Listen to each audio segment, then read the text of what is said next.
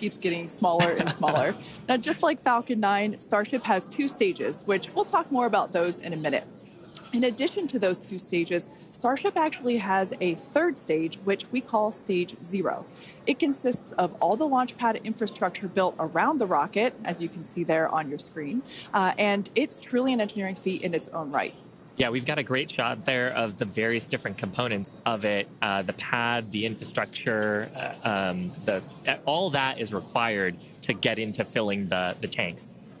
Now, let's talk about the Super Heavy. Its name says everything. It's super, it's heavy, it's super heavy. When it's operational, it'll be responsible for providing the power to escape that mighty gravitational pull of Earth that we've got here and take Starship into orbit. The booster itself stands about 70 meters tall and is roughly the same height as a fully integrated Falcon 9, which is just so crazy to me. But this Super Heavy booster has a diameter roughly 2.5 times that of Falcon 9, and with 33 much larger engines. We have a beautiful view here. This is one of my favorite views that we're going to get today. Those are our 33 Raptor engines at the base of the Super Heavy booster. Yep, and you can see they're in a couple of different rings here. So we've got the outer ring of 20 static engines. They're going to be providing a huge amount of thrust today to lift off the entire stack. But then we've got the 13 gimbaling engines in the middle, and they're going to be providing the tilt maneuvers and also helping to reorient the booster as it comes back later in today's flight. Yeah, and when we say gimbal, it's basically tilting or almost wiggling the engines a few degrees and in either direction to allow the booster to steer itself, just as you said, Shiva. And we'll get some great shots later of actually a wiggle test that we perform ahead of liftoff, just to make sure that all of those engines are able to control their full range of control authority. One thing to note, those Raptor engines are completely designed and manufactured in-house.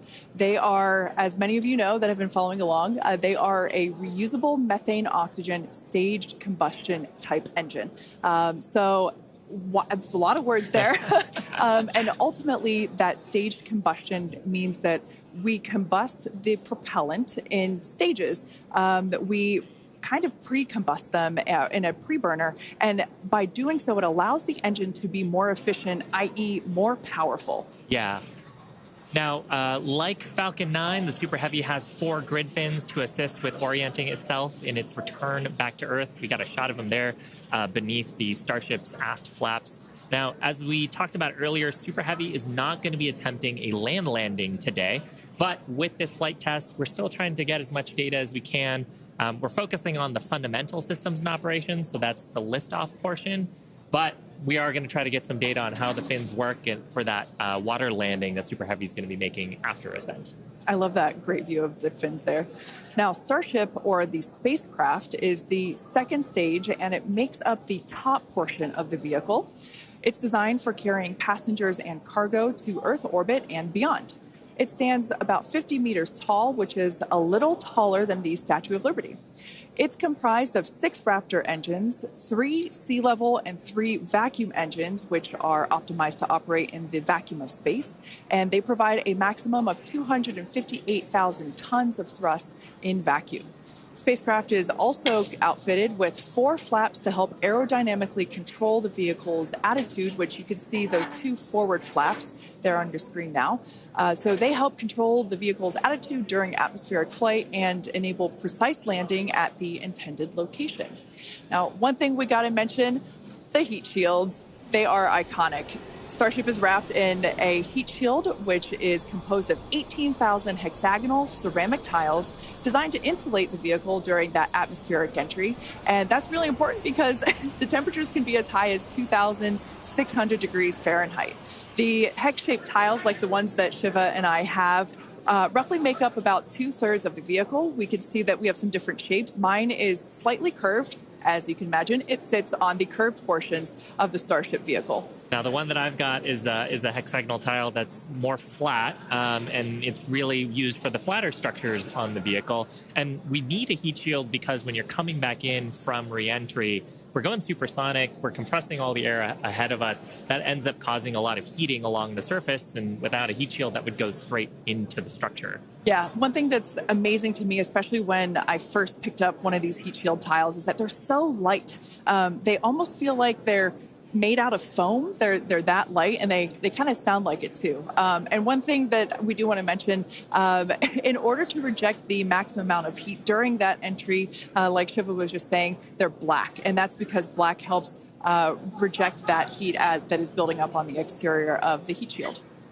Now, Starship is designed for vertical takeoff and landing as opposed to taking off and landing like an airplane. And that's because that's really important because we don't have runways on the moon or Mars. Fortunately, at those destinations, the gravity is not as high as it is here on Earth. On Mars, the gravity is just 1/3 of what it is here on Earth, and on the moon, it's just 1/6. So in both of those cases, Starship, with just its engines, can take off without needing the super heavy booster like we do need here on planet Earth. Now, for today's test, Starship does not have its landing legs attached because, like we said before, it won't be returning anywhere. Starship is expected to make a very hard ocean landing, which, if we even make it that far and manage to get any views, it will certainly make for a very exciting end to today's test. At this point in time, we are 20 minutes or just over 20 minutes from liftoff. Let's check in with John Innsbrucker for a status update. Hey, John, how's it looking? Thanks, Kate. I'm John Innsbrucker, Principal Integration Engineer here at SpaceX. We're currently loading propellant from the ground system into both the first and second stages. Now, both vehicles use the same two propellants. That commonality helps build the reliability. And the fuel today is liquid methane, and that's at a temperature of just over 100 kelvins. That's about minus 272 degrees below zero on the Fahrenheit scale. Now, liquid methane is a different fuel from Falcon 9. That booster uses RP1 kerosene. However, our oxidizer is liquid oxygen, and that's the same as Falcon 9. Because there is no oxygen in space to support combustion, we have to bring our own. Now, leading up to where we are right now, we had a go-no-go poll. That was conducted just after T-minus 2 hours. And once the team gave their goes, we started loading propellants onto the booster at T-minus 1 hour and 39 minutes. At T-minus 1 hour and 22 minutes, we began propellant loading of the ship. The second stage you can see on your screen right there. Now, propellant loading of the Starship's second stage main tanks completed at about the T-minus 27-minute mark, at which time we then began loading the two header tanks in the nose of the second stage. Now, at T-minus 3 minutes, when the first stage super heavy propellant loading completes, that means we'll have all the propellant on the rocket, and the vehicle will be fully loaded with over 10 million pounds of propellant. Now, right now, at T-minus 19 minutes and counting from liftoff, the weather and winds are looking good. We have been watching the ground level winds. They're at 18 miles an hour. As the morning continues, they will increase, but that is below our limits right now. We're also looking at upper altitude winds.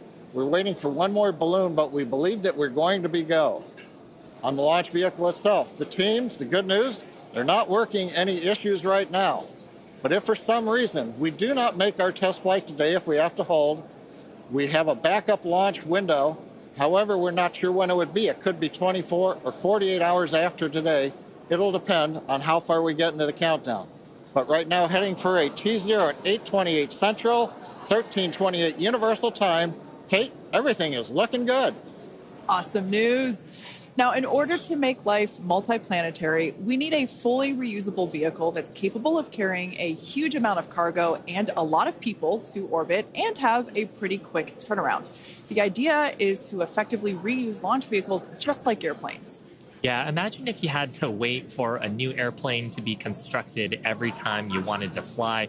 You'd rarely go anywhere, and for most of us, it would be completely unaffordable.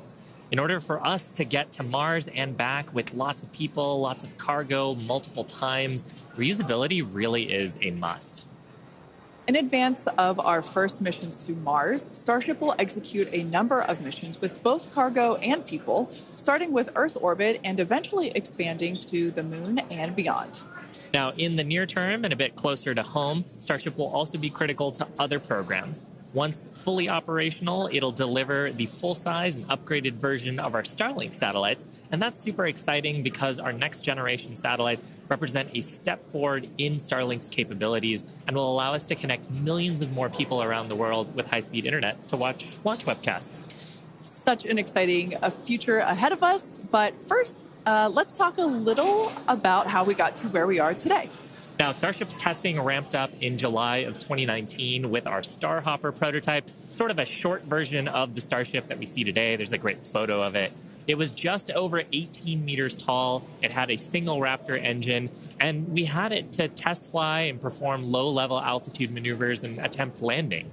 The initial test flight, or hop, reached about 20 meters in altitude. That was followed by the one that you've got on your screen here. This was our 150-meter altitude hop. We went up, took a little jaunt away, about 100 meters or so away from the launch pad, used that Raptor engine to fly and actually land. And actually, this hopper is actually down at Starbase now. Yeah, I love this shot. It's just so fun to see it fly. After a series of 150-meter hop tests with earlier prototypes, the Starship program saw a major breakthrough during a test flight of the vehicle known as serial number 8, or SN8. You can see it there on your screen now. In December 2020, SN8 demonstrated a first-of-its-kind controlled aerodynamic descent and landing flip maneuver. 2 words, belly flop. The SN8 prototype rose to an altitude of 12.5 kilometers or 7.8 miles and conducted a belly flop maneuver, which you see there, during its descent. While it didn't stick the landing, the test was a major milestone in the development of Starship. In fact, we should be able to see that unfortunately failed landing. Boom. It was fun to watch, though. Rapid unscheduled disassembly, but learned a lot of data. Now, the testing continued on to prototype serial number 9. It took a 10-kilometer flight. That's about 6.2 miles up. In February of 2021, we had a nominal ascent. We executed the engine cutoffs once we got to the top of the altitude window. We did that belly flop maneuver, which is so much more fun to say than controlled descent, aerodynamic maneuver. That was all stable, but unfortunately, we had a dramatic end on this flight as well. We had a failure on one of the engines that resulted in another pretty large fireball.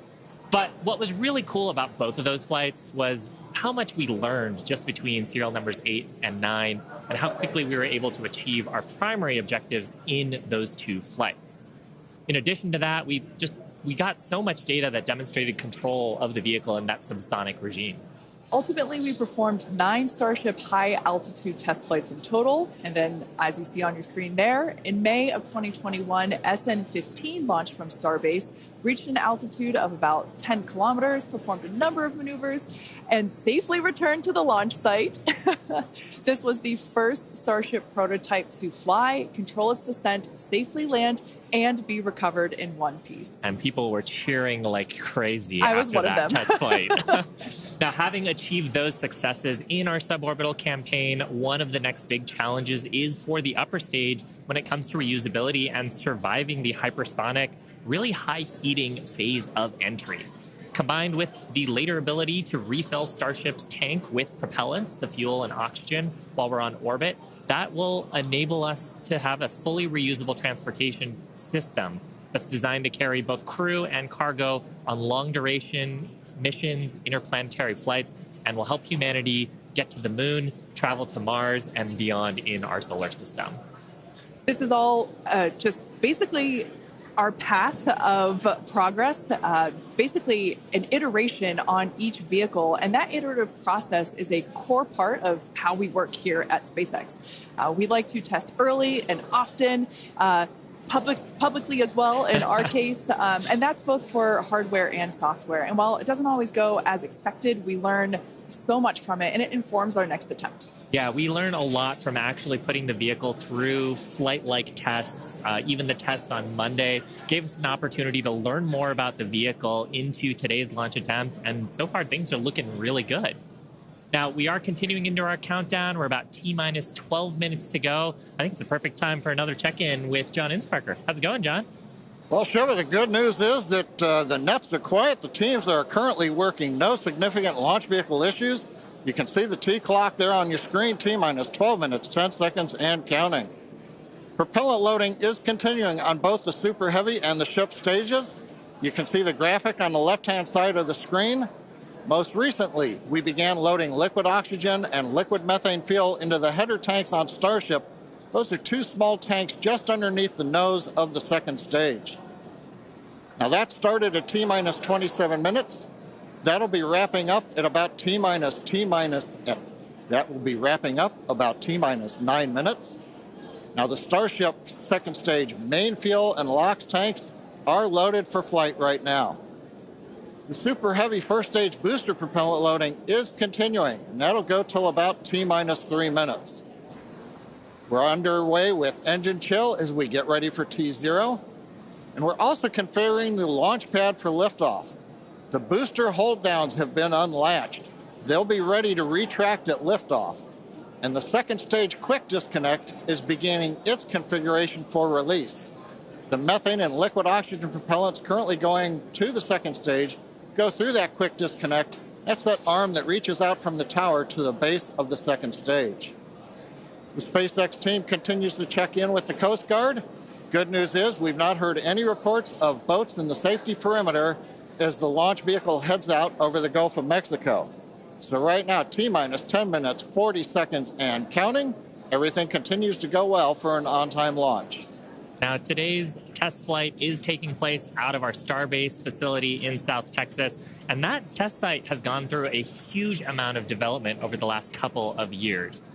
One thing I want to point out, this is a great view from our drone. Not only can we see the pad, but in the fog, kind of in the distance, in the background and to the left of the pad, you can actually see our production facility, which is the other part of Starbase in addition to the launch pad. Of course, as part of rapidly iterating with our test program, we're also rapidly iterating on our production system to produce Starships and Super Heavies. Last year, the Starbase team produced 4 Starship Super Heavy boosters and 5 Starships, along with their 200th Raptor 2 engine, and they're only scaling up from there, Kate. Yeah, it's incredible to think that for 2023, production has 5 boosters and 8 Starships going. So it's incredible. And it's important to have that system fill in basically the manufacturing line so that we have product ready to go as soon as we're done with this test. Yeah, exactly. And ultimately, I mean, we talked about how Starship is an order of magnitude more payload to orbit. But if you're going to go set up a base on the moon or Mars, you're going to need thousands of metric tons of propellants. And so you're going to need a fleet of vehicles that's capable of doing that. Yeah, one thing to note, Starbase directly employs more than 1,800 employees. It's the largest employer in the area, in fact. And we're very thankful to Cameron County for being so supportive. This is a view from the Cameron County Amphitheater. And there's a crowd there, and you could tell by the energy here in Hawthorne as well that everyone's getting really exciting. I feel my own heart rate going up and up. I know. It must be really, really exciting to go see this. And I mean, just the sheer amount of power on Starship, you're going to feel it down there when this thing lifts off from the pad. We've actually got a great shot here of the natural surroundings around the pad. Oddly enough, most of the pads end up being around sort of wild locations like this. But coming up on T-minus 8 minutes, I think it's another good time for check-in with John. Thank you, Shiva. T-minus just over 8 minutes to the first test flight of Starship. Currently, we are pressurizing second stage. We are also closing out liquid oxygen and fuel header loads on the second stage. We're also getting ready for propellant load tank pressurization on the first stage. In fact, we are just now closing out header tank load on the second stage. Now with the header tanks loaded and closed out, that means we're down to just the first stage to finish loading. That'll finish about T-minus 3 minutes. And at that point, when both stages are loaded, we will have the 10 million pounds of liquid propellant on board. Now in the next few minutes, the guidance system will begin its final alignment for flight during a quiet period when the rocket's not doing anything. The automated flight termination system will be armed, and a final TVC checkout will be performed. Those are the engine wiggles And hopefully we'll be able to see that with the cameras underneath the vehicle and maybe even the second stage engines. And there's a view looking underneath the super heavy first stage with the 33 Raptor engines. Now, a reminder as we continue counting down, if we do need to hold, the point where we hold the clock would be at T-minus 40 seconds. We can pause there. Typically in the past, if we need a little bit more time to finish final checkouts or do some pressurization of the onboard storage tanks, that's where we would hold. But currently, we're not hearing a need to hold, so at 6 minutes, 27 seconds, everything looks good. And of course, Kate Shiva, as we get close, we're going to get into the engine ignition sequence of 33 Raptors, and that's going to be something new for everybody. I cannot wait for that moment. So for those of you that are familiar with how we launch Falcon 9 rockets, you probably know that we light all 9 of those first stage Merlin 1D engines all at once. It's pretty different than what we do, or what we're attempting to do today. We're actually going to be igniting those 33 engines in banks or clusters, and that sequence starts at T-minus 6 seconds. Yeah, and the ignition sequence is a little bit different, both in terms of the timing and also the ignition method. So on Falcon 9, we use a chemical called T-Tab. It's a pyrophoric material, so that means when you mix the two together, it produces a flame that kicks off that green characteristic spark on Falcon 9 missions. But actually on Starship, we use electrical ignition systems. Many of those are integrated on the ground system here. And the electrical ignition, we start lighting the banks at T-minus 6 seconds, and then over the next 4 seconds, the 3 sets of banks will ignite and eventually bring the booster up to a thrust to weight greater than 1 and hopefully ascent. Super exciting. Like we said, pretty different from our Falcon 9 launches, and so this will be the first time that any of us have gotten to see this type of integrated test flight with both the Starship and the Super Heavy booster. Everyone cheering as we get into T-minus 5 minutes. We want to remind everyone that success today is anything. Yeah, it looks fun down there. I kind of want to go join them. For today, success is anything that we learn that helps improve the future builds of Starship. If we lift off and clear the pad, we're calling that a win. A great shot of the pad there. A great shot of the quick disconnect on the second stage. You can see the frost line on the booster where that methane is fully topped up. I think we're just coming up on the last few minutes here of propellant fill on the booster. Now that quick disconnect is going to separate away as we actually get into the ignition sequence, but it's providing electrical connections now and also providing the propellants that we're loading into the vehicle. Yeah. We're just now under 4 minutes until liftoff of the Starship flight test. We've been following along for what honestly seems like days and days now, but really it kind of comes down to years. It has been a long time to get to where we are today. Now, fast forwarding a little bit, we have the opportunity to hold, if necessary, at 40 seconds, and we are able to hold there for about 15 minutes or up to 15 minutes and still be able to lift off. Yeah, and that's a little bit different from Falcon for the propellant sequence on Falcon that we don't have the opportunity to hold. So that's a cool new capability on Starship. Yep. Right now, T-minus 3 minutes, 10 seconds and counting. We got some great views from the drone. It's nice that the fog is slowly lifting. We get some of the blue skies, hopefully good views.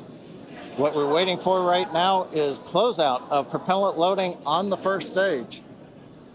That should be wrapping up here shortly. In fact, it looks like fuel fill and drain valves are coming closed.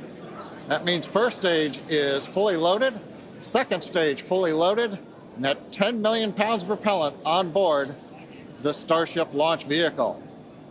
I want to take a quick moment to say that the crowd energy here is electric. I feel like it's Falcon Heavy test demo all over again. And hopefully you'll hear us as we get into the plus count. But right now, next activity is coming up. The flight termination system arms at T-minus 2 minutes. Thrust vector control checkouts at T-minus 2 minutes. And then after that, major activity will be the T-minus 40-second gate. There's a view looking up at the 33 Raptor engines. There are 20 engines in a circle on the outside, and as Shiva said earlier, 13 engines on the center. Those are the ones that gimbal and steer the vehicle.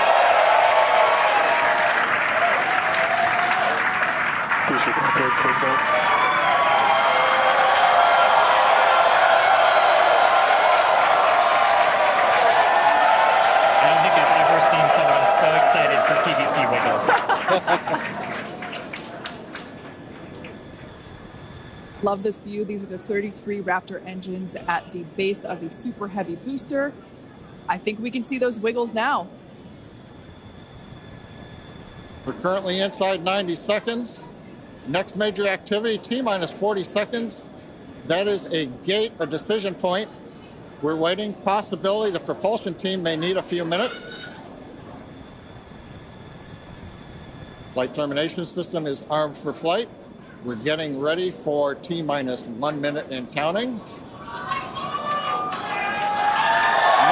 T-minus 1 minute and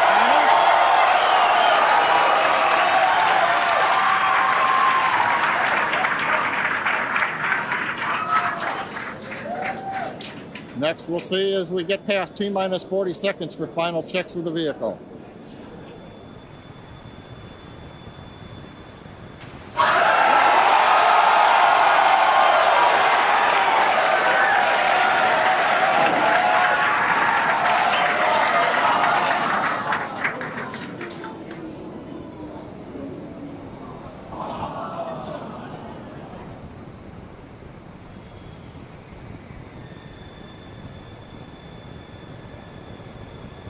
Okay, you can see the clock is recycled.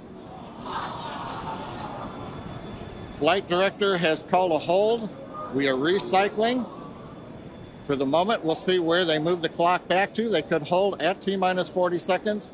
They could go to an earlier point. Give us a minute to listen into the nets, and we'll see if we can get you more information to share.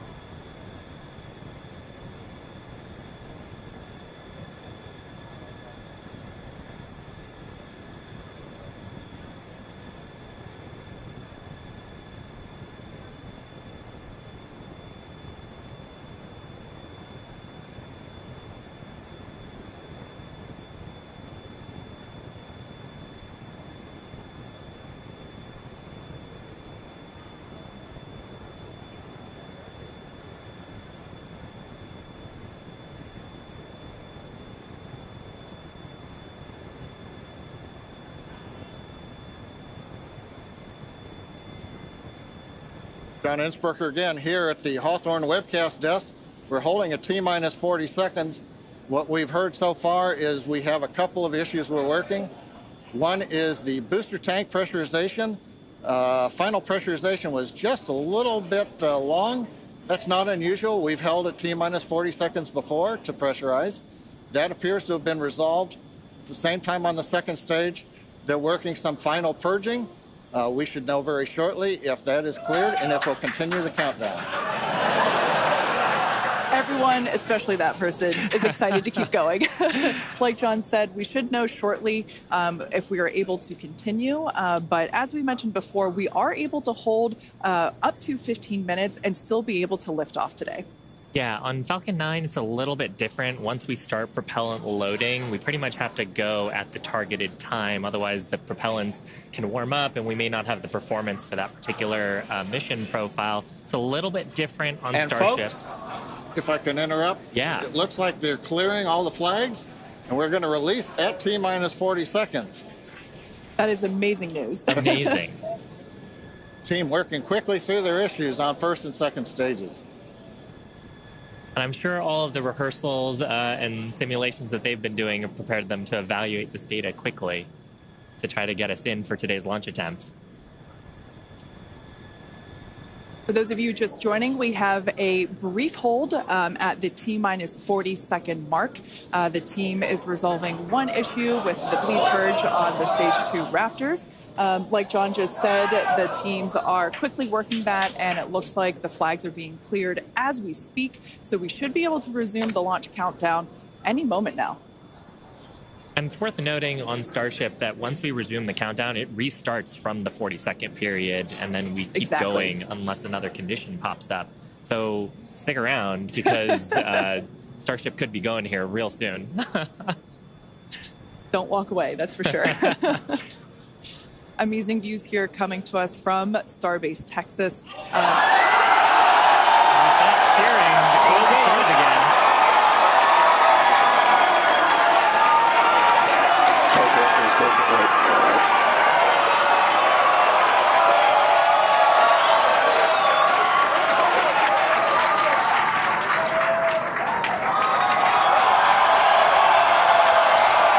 T-minus 15 seconds. 10, 9, 8, 7, 6, 5, 3.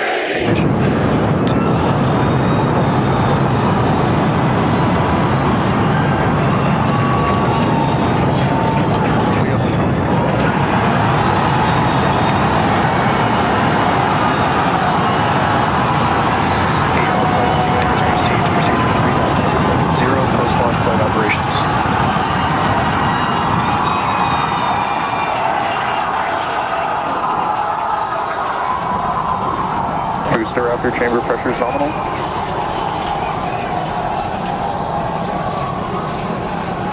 T+33 seconds into the test flight of the inaugural Starship vehicle. Tower cleared, we're into pitch over. Propulsion reports first stage engines nominal. What a sight from the ground cameras at Starbase. We're flying at twice the thrust of the Saturn V heading to space. Acquisition of signals, this is Christie.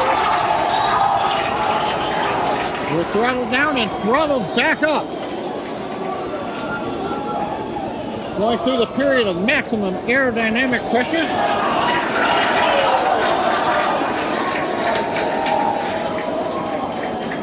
As the velocity increases, the density of the atmosphere is decreasing. Max Q. Lessening stress on the vehicle. The call out, max Q now.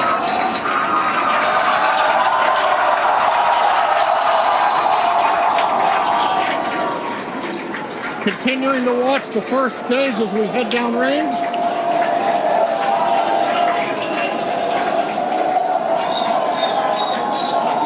A 100 seconds into flight. Our next major activity is going to be shutdown of the first stage. The Houston tracking station now acquiring the vehicle. With shutdown, we will get separation of Starship from Super Heavy and ignition of the Starship engines.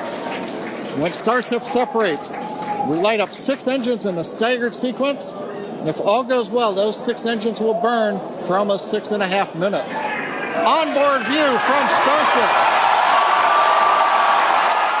And there's views of the Raptor engines on the second stage as we prepare for stage separation. Now, after stage separation, the first stage will flip and begin a boost back maneuver for landing in the Gulf.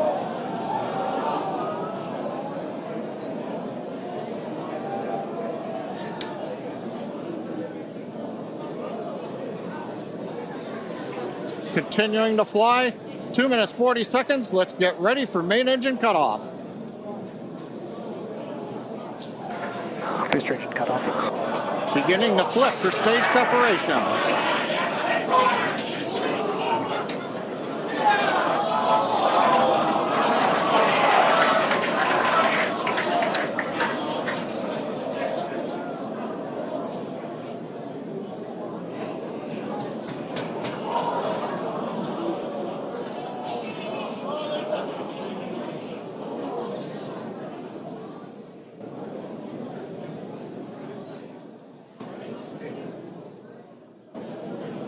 As of right now, we are awaiting stage separation,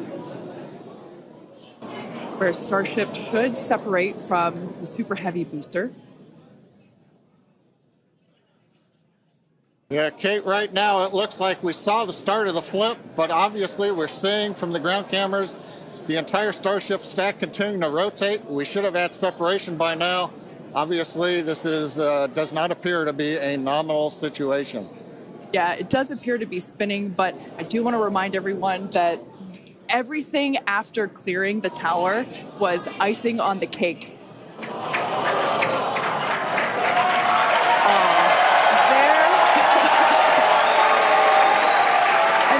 As you saw, as we promised, an exciting end to the Starship inaugural integrated test flight.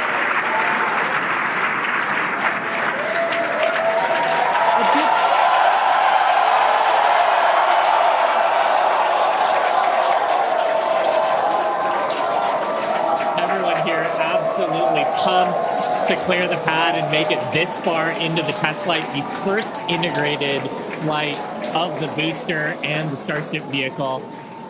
Live view there of our control center at Starbase, which we refer to as Star Command. As we said before, obviously we wanted to make it all the way through, but to get this far, honestly, is amazing.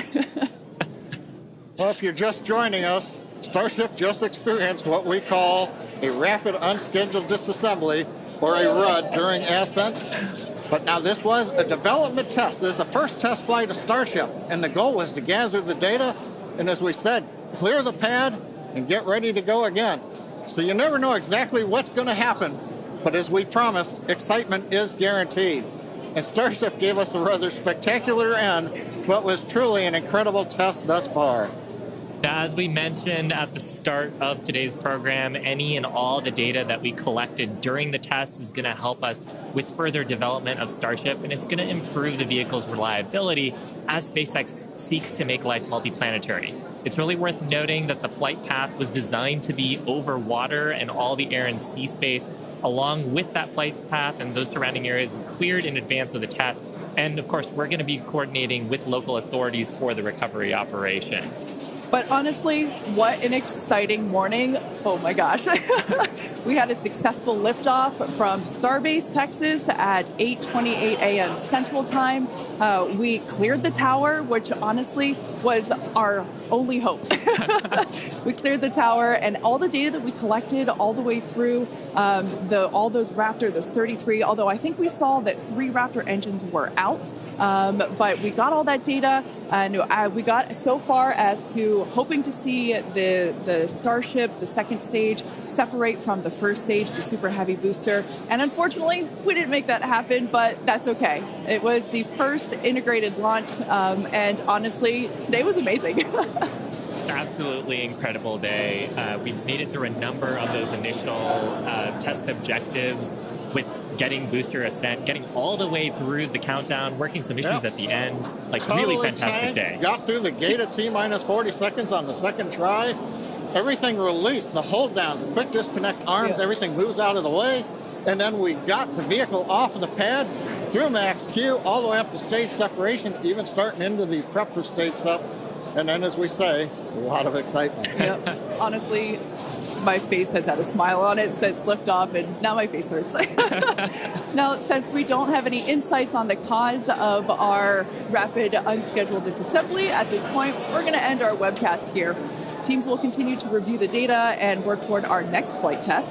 But before we go, a big congrats to the entire SpaceX team on an exciting first integrated flight test of Starship.